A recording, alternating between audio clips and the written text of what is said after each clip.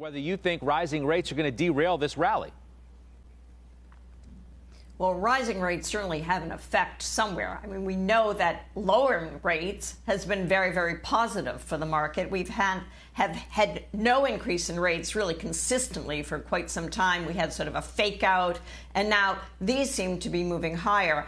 At a certain point, it's going to affect the ability of investors to think through, well, no brainer to put money in the market at any sort of valuation because I can't get anything on my money in fixed income. There will be availability for yield production at a certain interest rate, whether it's 1.5% or 2%, and that will cause an inverse relationship. There'll be some multiple compression, or there'll be a compression of the valuations where there's no multiple, where we've had higher and higher prices on companies that sell for, 40 times, 50 times sales. Forget about earnings because there are no earnings. And therefore, there should be at the highest level of valuation in the market.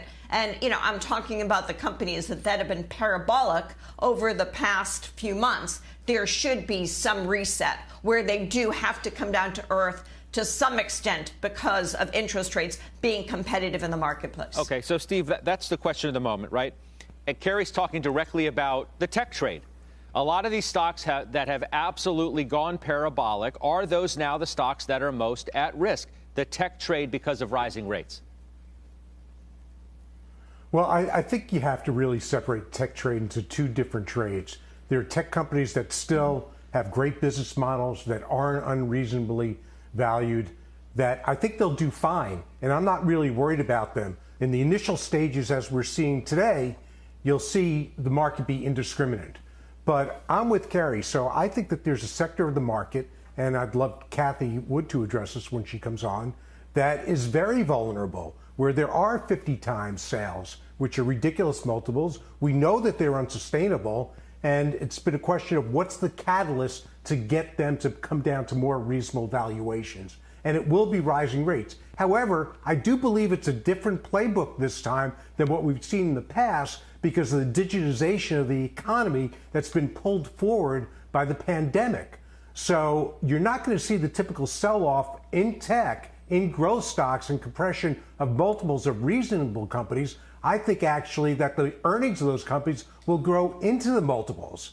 So I'm of two minds of this, that it got to be very, very selective as to where you go. And I'd be much more concerned in a rising rate environment in the industrials, which, by the way, have very inflated multiples relative to their historic moves. Joe, if you're going to say, one of the principal reasons why stocks have been attractive and the market has continued to go up, it's because of rates. That's what you always hear.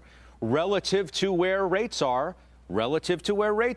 stocks are not expensive. So how can it not be the other way then? If rates start to rise off of those low, even though they're low levels, doesn't the dynamic change? The playbook changes. I like that Stephen Weiss used that word, and I think that's exactly what's going on right now. Understand the cycles in the market, and in 2020, we had a cycle where we had a deflationary environment. In a deflationary environment, as a money manager, you're searching for companies where you could see visibility for growth. So that takes you to mega cap technology, that takes you to emerging growth, that takes you to established growth. Now as you begin to reflate, which is exactly what this steepening in the yield curve is suggesting to us, there's economic optimism, and that economic optimism is coming, Scott, a lot faster than the street was positioned for. So if that's going to be the case, what you're going to be doing is you're going to be paring back some of those emerging growth and established growth ownerships, and you're going to have to go out, and whether it's financials, healthcare, materials, or energy, you're going to have to reposition accordingly. Given the market cap weighted structure of established growth, that could put you in a position where you easily could see a correction. Understand, you visit the 50-day moving average from where we are right now, that's 3% lower. If you visit the 200-day moving average, that's 13% lower than where we are. So economic optimism built on reflation, we've experienced it before in the market. It's a good thing. We went through it in 2010 and 2011. But guess what? In 2010 and 2011, we had two corrections of greater than 10% because of the euro debt crisis and because of the debt debacle here in the United States. So a correction absolutely can unfold, and it's predicated on the way people are positioned. They're not positioned for the economic optimism and this reflation trade that's happening much faster than we expected.